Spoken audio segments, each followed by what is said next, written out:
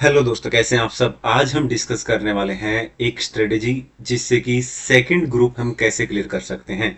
तो जिन लोगों का सिर्फ सेकंड ग्रुप बचा हुआ है, ये स्ट्रेटेजी उनके लिए बहुत जरूरी है। और जिनके दोनों ग्रुप है वो भी इसको अच्छे तरीके से देखें ताकि सेकंड ग्रुप एक ही बार में अच्छे से क्लियर हो जाए। तो चलिए स्टार्ट करते हैं। सेकंड ग्रुप जिसके अंदर पहले 4 पेपर होते थे, अब हमें 3 पेपर देने हैं। ठीक है, क्योंकि जो कोस्टिंग का पेपर होता था वो self paced online module set भी पहले ही क्लियर कर चुके होंगे या फिर आप बाद में क्लियर करेंगे, राइट है ना। तो चलिए शुरुआत करते हैं। ये 3 पेपर किस तरीके से अच्छे से नंबर भी आए हमारे, और किस तरीके से यहाँ पर मैंने अपने लिए जो प्लानिंग बनाई है वो मैं आप लोगों के साथ शेयर कर रहा हूँ। तो दोस्तों, अगर वीडियो पसंद आए और तो लाइक करें, कमेंट करें और शेयर करें और चैनल को सब्सक्राइब कर लें। चलिए शुरुआत करते हैं। सबसे पहले बात करते हैं यहाँ पे आईडीटी की, जो कि मेरा फेवरेट सब्जेक्ट है, जो कि मैं साथ साथ में जो पढ़ाई कर रहा हूँ वही चीजें मैं यूट्यूब पर आप लोगों के लिए डाल भी रहा हूँ। तो पहले बात करेंगे हम डिटेल में। ठीक है, आपको हो सकता है कि आपका कोई और सब्जेक्ट फेवरेट हो, ठीक है ना, तो यहाँ पर आप उसको लिख लें इसकी जगह पे। हो सकता है डीटी आपका अच्छा हो सकता है कि आप पेपर नंबर 6 जो अपना है आईबीएस वाला, हो सकता है आप वो चाहते हो कि उसमें अच्छे नंबर आए। लेकिन मेरे लिए तीनों में से आईडीटी मेरा फेवरेट है। तो सबसे पहले आपका क्या काम है कि 3 पेपर में से सिलेक्ट करना है आपको जो सबसे आसान लगता है आपको, जिसमें आपको लगता है कि इसमें तो मैं अच्छे खासे स्कोर कर सकता हूँ। जैसे मेरे लिए आईडीटी है, तो आईडीटी मेरे लिए बहुत अच्छा सब्जेक्ट है, मुझे बहुत ज्यादा पसंद है। ठीक है, इसलिए मैंने इसको सिलेक्ट किया सबसे पहले, और इसमें मैंने सोचा है कि 80 प्लस नंबर मेरे आ जाएं। ठीक है ना। अब 80 प्लस नंबर कैसे आएंगे, ठीक है ना, ये भी तो इंपॉर्टेंट है, राइट। ठीक है, तो 80 नंबर का टारगेट यहाँ पे पहले आपका काम ये है कि एक पेपर सिलेक्ट करना तीनों में से, ठीक है ना, और उसमें 80 प्लस नंबर का टारगेट हमें रखना है। अब 80 कैसे आएंगे, ठीक है ना, आईडीटी के लिए, ठीक है, उसके लिए मैंने 4 पार्ट में यहाँ पे पूरे सिलेबस को डिवाइड कर दिया है। मैं क्या कर रहा हूं, पहला पार्ट, ठीक है, जो कि मैंने कस्टम का बनाया है, और इसमें से 20 नंबर मेरे आ जाएंगे। ठीक है ना। ओके, क्लियर है। ये इसके लिए सिर्फ 5 चैप्टर में पढ़ने वाला हूं और कुछ भी मैं करने वाला नहीं हूं। ये 5 चैप्टर ये रहे आपके सामने: baggage, warehousing, types of duty, valuation और एफटीपी। हाँ, एफटीपी भी करने वाला हूं, मैं कर लिया है, मैंने रट्टा लगा लिया है। ठीक है, ओके, तो आप भी करें। अगर किसी ने नहीं किया है अभी तक तो कस्टम का पूरा मैराथन डाल रखा है मैंने 5 के 5 चैप्टर का, आप वो देख सकते हैं, अलग से प्ले लिस्ट में आपको मिल जाएगा। अब बात करते हैं पार्ट नंबर 2 जो मैंने बना रखा है, उसकी बात कर लेते हैं, जो कि जीएसटी के ऊपर बना रखा है। और ये पार्ट नंबर 2 पेपर के अंदर लगभग 50 नंबर तक का आएगा, जिसके अंदर 8 चैप्टर मैंने कवर किए हैं। हाँ जी, सिर्फ 8 चैप्टर। कौन कौन से? Place of supply, time of supply, value of supply मिला के 15 से 20 नंबर के, और बाकी के ये चैप्टर यहां पर आप देख सकते हैं 5 चैप्टर। कौन कौन से? Offence and penalty, demand and recovery, supply, exemption and ITC. इस तरीके से ये 8 चैप्टर हो जाते हैं। ये हो गया है अपना, आप देख सकते हो 20 नंबर पहले मिल गए, 50 बाद में, 70 नंबर मिल गए हमें। हमें सिर्फ 80 नंबर चाहिए, तो 80 नंबर पहुंचने के लिए 15 नंबर के लिए ये 4 चैप्टर और मैंने कर लिए हैं जीएसटी के। ठीक है ना, यही तो ये कौन कौन से है 4 चैप्टर, इनका नाम देख लेते हैं। Payment of tax, TDS and TCS, charge of GST. Charge of GST के अंदर 3 टॉपिक दे रखे हैं। ठीक है, मैंने 3 टॉपिक किए हैं। कौन कौन से? आरसीएम, ठीक है, रिवर्स चार्ज मैकेनिज्म, इसके अलावा ईसीओ का कॉन्सेप्ट है यहाँ पे, ठीक है, इलेक्ट्रॉनिक कॉमर्स ऑपरेटर, और कंपोजिशन लेवी यानी कंपोजिशन स्कीम की बात की है यहाँ पे। रजिस्ट्रेशन, रजिस्ट्रेशन के अलावा असेसमेंट एंड ऑडिट। तो यहां तक 100% 100% मतलब 100% अच्छे से करना है। ठीक है, और 85 की कवरेज हो जाती है यहाँ पर। अगर हम अच्छे से अटेम्प्ट करते हैं पेपर तो 80 आराम से आ जाएंगे, कोई दिक्कत नहीं है। लेकिन फिर भी और करना चाहते हैं तो पार्ट 4 कर सकते हैं। पार्ट 4 मैंने रिमेनिंग चैप्टर बोला है, बाकी के जितने भी चैप्टर बच गए हैं, ठीक है ना, उनका मैं क्या करने वाला हूं मैं आपको बता देता हूं। इफ यू हैव टाइम, अगर आप लोगों के पास टाइम है, नहीं है तो वहीं पर रुक जाना है। ठीक है ना, 85 का अच्छे से अटेम्प्ट करते हो तो 80 आ जाएंगे।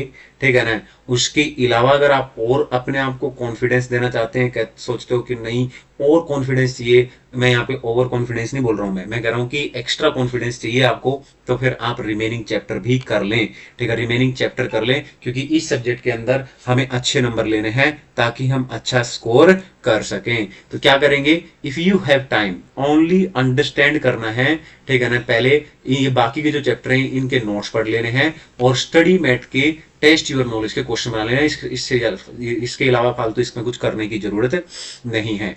उसके बाद आता है कि ये सब्जेक्ट सबसे अच्छा सब्जेक्ट है, इसमें स्कोर भी हमें अच्छा करना है, ठीक है ना, ओके, और ये सब्जेक्ट हमें पसंद भी है, तो इसकी रिवीजन कितनी होनी चाहिए?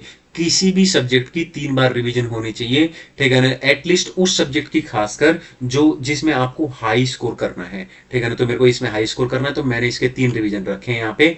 फर्स्ट रिवीजन मैंने 1 महीना लगाया है, दूसरी रिवीजन के अंदर, सेकेंड रिवीजन के अंदर मैं 10 दिन लगाऊंगा, और तीसरी रिवीजन के अंदर मैं 5 दिन लगाऊंगा। और सिर्फ ऐसे ही नहीं चलेगा, काफी नहीं है ये, ठीक है ना। इसके अलावा क्या करना पड़ेगा? जब पहले महीने में फर्स्ट रिवीजन पूरा 1 महीने के अंदर अच्छे से डिटेल में कर लेंगे, उसके बाद एक टेस्ट भी दे के देखना होगा कि भाई कितने नंबर आ रहे हैं, जिससे कि पता लगे कि गलतियां क्या हुई हैं, नंबर कहाँ कट रहे हैं। फिर जब 10 दिन होंगे सेकंड रिवीजन के बाद, फिर आपको एक टेस्ट देना चाहिए, और 5 दिन के थर्ड रिवीजन के बाद फिर एक टेस्ट देना चाहिए। ये समझ लो कि 3 बार पेपर दे दिए हैं, तब जाके हम इस लायक होंगे, ठीक है ना, कि हम फिर अपना पेपर दे पाए और इतने नंबर लेके आ सके। आई होप क्लियर है, ठीक है ना। स्टडी सोर्स एकदम क्लियर रखना है, ठीक है ना, अलग अलग जगह से नहीं पढ़ना है, बहुत ज्यादा डिफरेंट डिफरेंट नहीं पढ़ना है, ठीक है ना। रेफरेंस नोट किसी एक टीचर के फॉलो करेंगे, ठीक है ना। स्टडी मेट होगा, ठीक है ना, और स्टडी मेट के अलावा आरटीपी और एमटीपी, बात इतनी सी है, ठीक है ना, लिमिटेड ही रखनी है चीजें, ठीक है ना, ओके, क्लियर है, और एकदम डिटेल में ढंग से पढ़ना है। अब ये तो होगा पेपर, ठीक है, आईडीटी। अब बात करते हैं डीटी की। तो डीटी की प्लानिंग मैंने कैसे की है वो भी मैं आपको बता देता हूं। तो डीटी का सब्जेक्ट मैं कैसे करूंगा, ठीक है ना, वो मैंने यहाँ पे देख लेते हैं। डीटी के अंदर, ठीक है ना, ओनली सिलेक्टेड चैप्टर ही मैं करने वाला हूं, बाकी के चैप्टर मैं करने वाला नहीं हूं, ठीक है ना, क्योंकि मैं तो जॉब भी करता हूं, तो मेरे पास उतना टाइम होगा नहीं। तो मेरे को 80 नंबर, 70-80 नंबर वहां पे पहले ही सब्जेक्ट में मिल जाएंगे। उसके अलावा डायरेक्ट टेक्स्ट में मेरा टारगेट है कि मैं 70 नंबर का इतने अच्छे से पेपर अटेम्प्ट करूं, ठीक है ना, और इतने ज्यादा अच्छे तरीके से, क्योंकि मुझे याद है, ठीक है, जब मैंने फर्स्ट ग्रुप क्लियर किया था अपना, तो उसमें मैंने अपना पेपर, ठीक है, जब अपना एक पेपर था मेरा जो कि 70 नंबर का अटेम्प्ट किया था, और क्योंकि वो पेपर प्रैक्टिकल था तो उसमें मेरे 62 आ गए थे। तो आई एम डेम श्योर कि भाई पक्का, अगर डायरेक्ट टेक्स्ट को ये ओनली सिलेक्टेड चैप्टर अगर मैं करता हूं, तो इसकी 70 नंबर की वेटेज है सिलेक्टेड चैप्टर की, और मैं 60 नंबर इसमें ले लूंगा। तो 80 नंबर मेरे वहां बन जाएंगे, 60 नंबर इसमें बन जाएंगे। लेकिन ये सिलेक्टेड चैप्टर है क्या? सबसे पहली बात आती है इंटरनेशनल टैक्सेशन। मुझे इंटरनेशनल टैक्सेशन पर्सनली बहुत पसंद है, ठीक है ना, बहुत बहुत बहुत ज्यादा अच्छे से, ठीक है ना। तो मैं तो इसको 100% कंप्लीट करूंगा, ईच एंड एवरीथिंग। यानी कि अगर किसी टीचर के नोट्स हैं तो एक टीचर के नोट्स, इसके अलावा स्टडी मेट के सारे टेस्ट योर नॉलेज के क्वेश्चन, ठीक है, और जो भी टीचर की कंपाइलर है रेफरेंस के लिए, उन स्टडी मेट के क्वेश्चन को छोड़कर जो एक्स्ट्रा क्वेश्चन है वो भी 100%, यानी कि इंटरनेशनल टैक्सेशन में एक भी नंबर नहीं कटना चाहिए। इस तरीके से हमें इसको पढ़ना है, ठीक है ना। उसके अलावा बात बचता है इनकम टैक्स यानी डायरेक्ट टैक्स वाला पोर्शन जो बचता है, उसके अंदर सिलेक्टेड चैप्टर, और सिलेक्टेड चैप्टर के अंदर आप देखोगे तो मैंने यहाँ पर टोटल 8 चैप्टर आप लोगों को देख रखे हैं बना के, यही मैं करने वाला हूँ। सबसे पहले पीजीबीपी, ठीक है ना, पीजीबीपी और कैपिटल गेन, ठीक है ना, कैपिटल गेन के ऊपर, ठीक है, अच्छी खासी केस स्टडी बन सकती है एमसीक्यू की, ठीक है। तो इसलिए कैपिटल गेन तो करना ही है, 10 नंबर का ये होता है कम से कम, ठीक है ना, और पीजीबीपी का तो एक क्वेश्चन फिक्स है ही। तो ये हो गए मैट और एएमटी, ठीक है ना, इनका भी एक क्वेश्चन एग्जाम में हमेशा रहता ही है। टीडीएस का कंपलसरी क्वेश्चन है, हमेशा आएगा ही। ट्रस्ट या एग्जिट टेस्ट का एक क्वेश्चन इसका कंपलसरी है।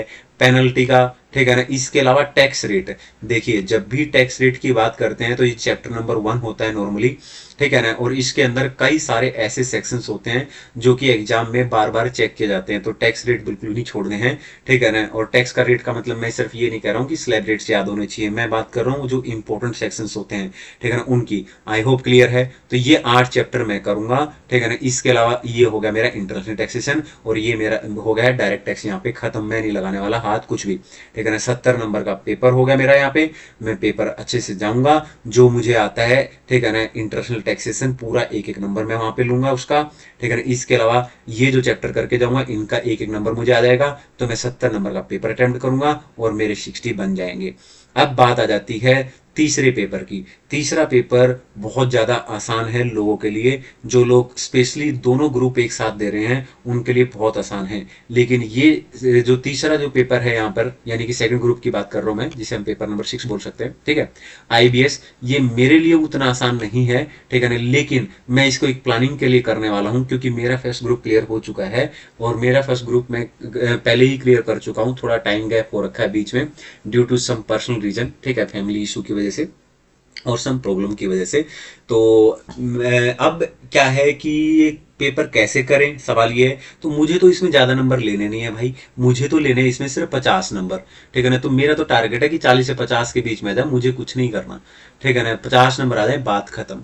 उसके लिए मैं आईडीटी बहुत बढ़िया से करने वाला हूँ ही, वो मेरा काम चल जाएगा। डीटी में बहुत अच्छे से हो जाएगा मेरा। सेट भी मुझे आता है बहुत अच्छे तरीके से, ठीक है ना, ओके, ठीक है। इसके अलावा सेट ए लो मेरे को काफी टाइम हो गया है पढ़े हुए, तो लो को मैं पढ़ लूंगा, ठीक है ना, और ऑडिट को पढ़ लूंगा, और डायरेक्टली मैं लो और ऑडिट को सीधा सीधा स्टडी मेट से पढ़ने वाला हूं, क्योंकि मैं स्टडी मेट ही लेके जाऊंगा। तो इस तरीके से मैं तो ये सिर्फ 5 सब्जेक्ट करूंगा, ठीक है ना, और एएफएम हो गया या फिर एफआर हो गया, ठीक है ना। और तो लगभग इन सब्जेक्ट की अगर हम बात करें तो ये 5 के 5 सब्जेक्ट की, तो इनकी लगभग 70 नंबर की वेटेज होगी एग्जाम के अंदर।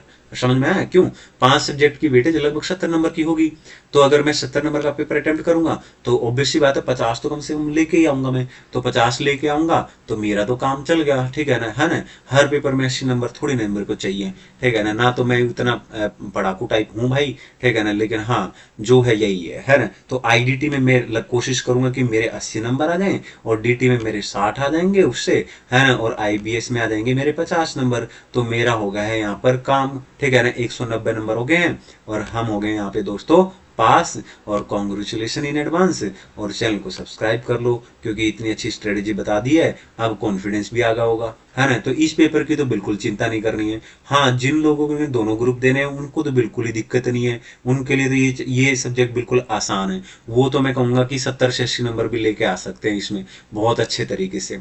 लेकिन मेरे को काफ़ी टाइम हो गया ग्रुप 1 पढ़े हुए, ठीक है ना, तो इसलिए मेरे को दिक्कत है ग्रुप 1 के अंदर। तो ग्रुप 1 में लो है और ऑडिट है, ये थ्योरेटिकल है, ठीक है ना। इनको अगर 5-5 दिन दे के 3-3 4-4 दिन दे के स्टडी करके हो जाए तो इसकी बात बन सकती है। वो भी डायरेक्ट स्टडी मेट में पढ़ने वाला हूँ, क्योंकि स्टडी मेट जब पढ़ता हूँ तो कॉन्फिडेंस आता है, ऑब्वियस सी बात है, कुछ और पढ़ने से उतना कॉन्फिडेंस मुझे कभी नहीं आता है, ठीक है ना। तो आई होप आप लोगों को क्लियर है एकदम अच्छे तरीके से। तो सेकंड ग्रुप खाली जिनका है तो समझ लो दोस्तों क्लियर होगा, ठीक है ना, और इसी प्लानिंग को हम फॉलो करेंगे और पास हो जाएंगे, ठीक है। चलिए आज के लिए इतना ही। हाँ, एक चीज मैं बता देता हूँ दोस्तों, जैसे कि मैं अभी पढ़ाई कर रहा था तो मैं बहुत तगड़ा बीमार हो गया था, ठीक है, तो मैं 5 दिन के अंदर ठीक हुआ, 2 बार तो मुझे हॉस्पिटल में एडमिट भी होना पड़ा। तो आप लोग भी ध्यान रखें कि जब पढ़ाई करते हैं तो अपने स्वास्थ्य का ध्यान रखें, बैलेंस में काम करना है। बैलेंस में यानी कि बैलेंस का मतलब है सही टाइम पे उठना है, सही टाइम पे सोना है, ठीक है ना। तो मेरे लिए थोड़ा सा मैनेज करना मुश्किल हो गया था।